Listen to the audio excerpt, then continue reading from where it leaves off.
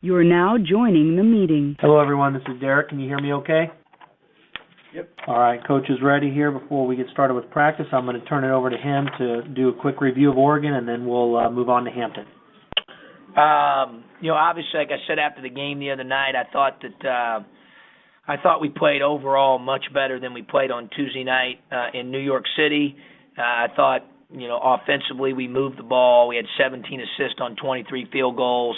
Thought our execution was, for the bulk of the game, really until the last probably 8 minutes of the game, very good. I thought defensively we played together better. I thought we left guys on islands less. I thought we trusted a little bit better at both ends of the floor. Thought our effort was good. At the end of the day, and I felt this way after the game, I thought, the bulk of the outcome had to do with, them playing really, really well, and then us making some, mistake plays that were costly, and they capitalized on those. In particular, fouling jump shooters, and then some turnovers. We had 9 for the game. 2 of them were illegal screens, but of the 9, 5 of them were in the last 9 minutes of the game. 2 of those were illegal screens. One was a ball that the unforced turnover that we threw away against the press where we got a little sloppy. One was where their kid ran Ray Rice down. It was a heck of a play the kid made and back tipped the ball. Two or three of those were the illegal screen variety, and then just a great play by them. And then I thought every time that we did foul them, they made every free throw when we fouled their jump shooters, and then they capitalized on those turnovers and had points off those turnovers. They're late in the game. Obviously it's disappointing because I felt like we led for 75% of the game, and I thought we played certainly well enough to win, just didn't make enough, winning plays late, and they did. So, obviously we had a chance to take a look at it. We have a little bit different schedule this week with finals. Obviously we don't typically play a game during finals week.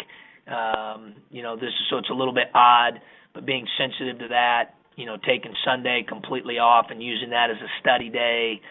Yesterday we did things a little bit different, in 2 sessions and blocks, short burst, to help our guys with that. Today we'll go very light. Same thing tomorrow afternoon. Shoot around will be condensed a little bit, all to accommodate our final exams this week.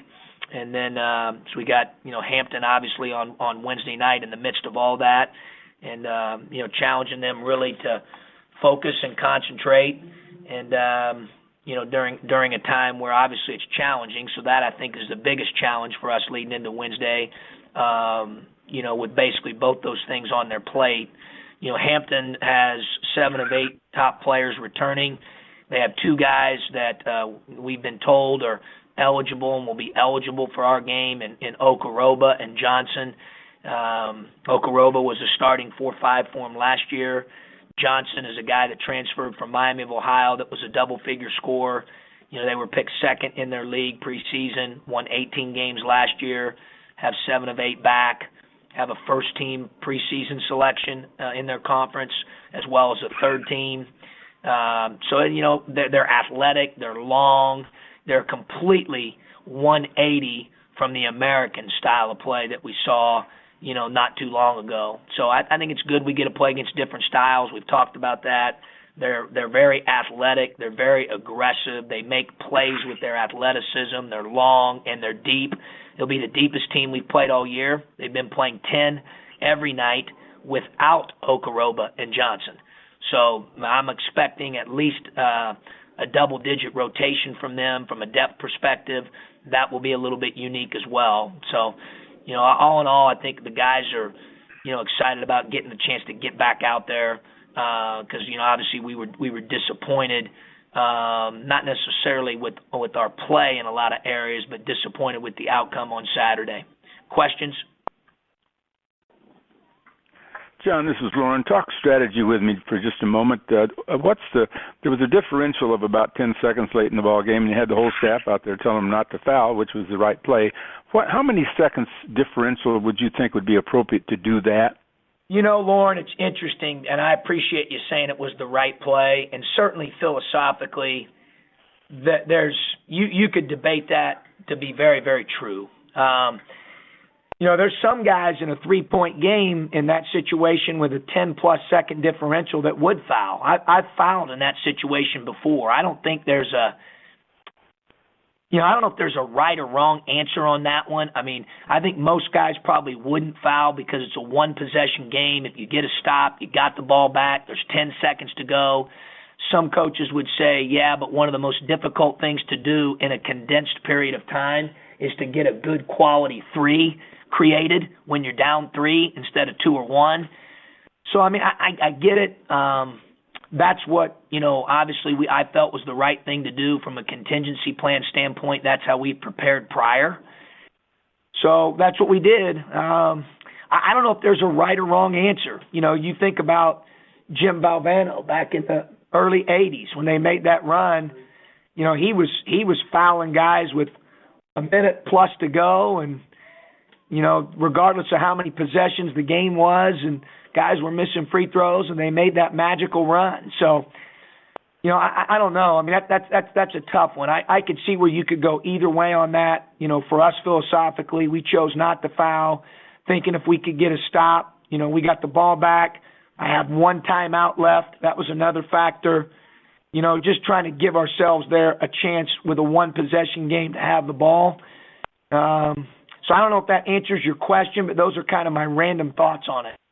Well, if there's anything less than 10, I suppose you would foul, or maybe 6-5. I mean, if you got into that area, you think you almost have to at that juncture. You're right, Lauren. I mean, I think that's a no-brainer. I think where it gets sticky is 10-plus seconds, 12 seconds, 13, 11. I mean, that gets sticky. Like, it's kind of like last year when all you guys asked me, like, hey, do you wish you'd have played zone on the last possession? And I said, well, I do now. I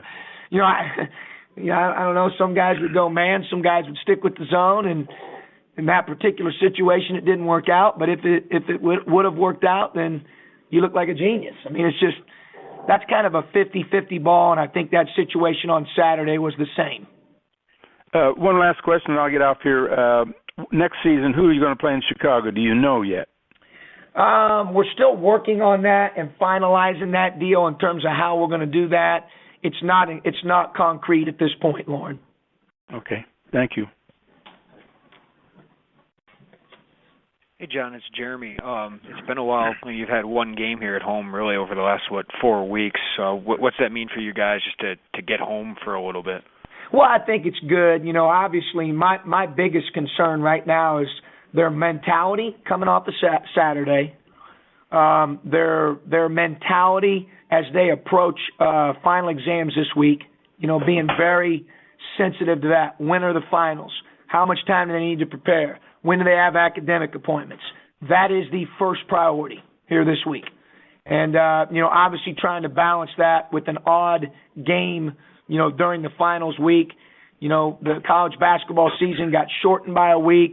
There were some things done in scheduling contractually that kind of put us in an odd situation. Typically, we would not do it. So those are kind of my, first priorities, so to speak. Obviously, the fact that we get to play at home and get back to playing at home, that's always a good thing. I mean, we love playing at home. We love playing in the State Farm Center. It'll be great to be back in front, of our fans and the home contingent. At the same time, we take a lot of pride, obviously. We're the only BCS team this season playing 10 of 14 games either away or neutral in a 14-game stretch. So, we understand that, we've got to be unconditional, and you've got to be able to play well, whether it's home, away, neutral. But at the end of the day, it is nice to be back at home for a few days, and certainly I will tell you the one benefit is my wife prefers it. Thanks.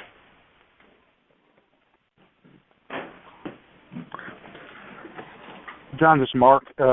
Malcolm was really good offensively against Villanova. It didn't seem like he ever really got on track the other night. What did we learn the other night from his performance up in Chicago? Well, I didn't think he played real well. He'd be the first to tell you that. He's disappointed. Malcolm has a lot of pride, and he didn't play great. I didn't think he practiced great leading into the game. But I will tell you, yesterday he was a flat-out monster in practice. I mean, a kid wants to be really good. He watched the film. I think he was a little bit disappointed.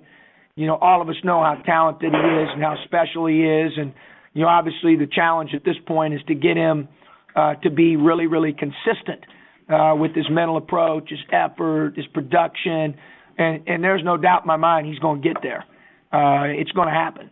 So right now, I think he would tell you just focusing on him getting a little bit better with his approach and, making sure he's consistent in details and all those things. And when he does that on a consistent basis, I think it could be scary. I mean, I think he could be really, really, really good. He's a good player now. I think the thing he's starting to understand is that consistency in the mental and physical approach is important. And I've really seen him even just here over the last day or two start to value it even more. And I think that's going to be a big growth thing for him. Thank you. John, you've talked about defense with him and Kendrick. What defensively do they need to step up? And I guess as a group as a whole, is it just kind of gaining some chemistry on that side of the court? Yeah, a little bit, although I thought we had better togetherness on the defensive end and offensive end on Saturday. I thought we were really together, which was good. Those guys, obviously they've watched the film with the coaches. We went through several areas where, they've got to improve on that end of the floor, and, they're working hard to address those.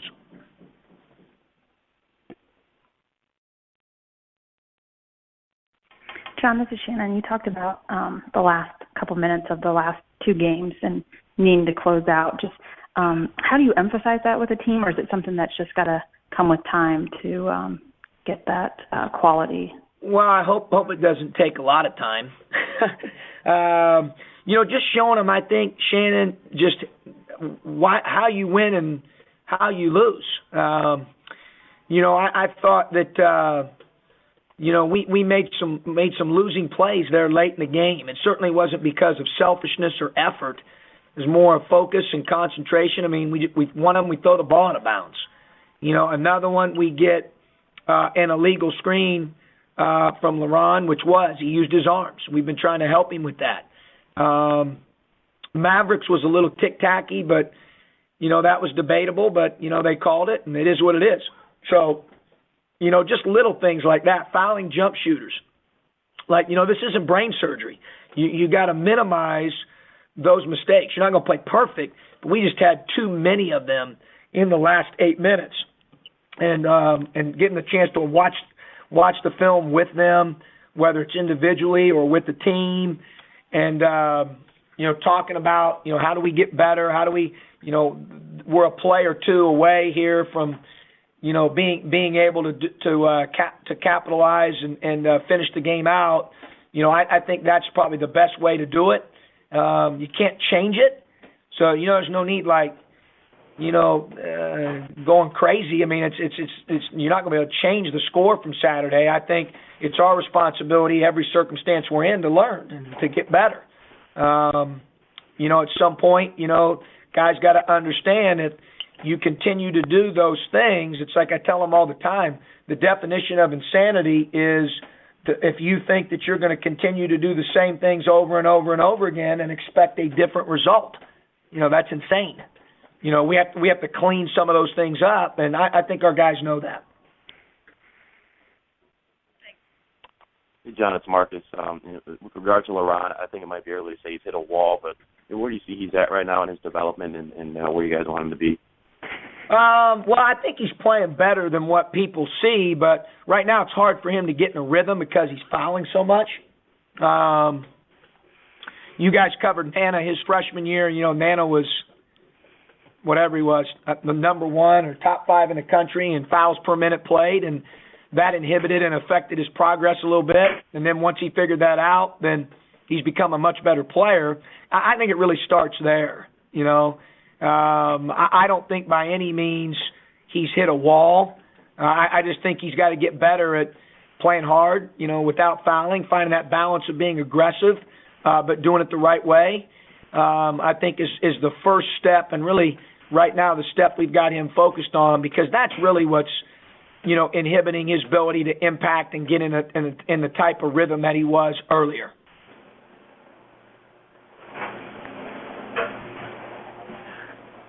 Anything else for Coach? All righty. Thank you, guys. Appreciate it, guys. Thank you. Happy holidays. Thanks.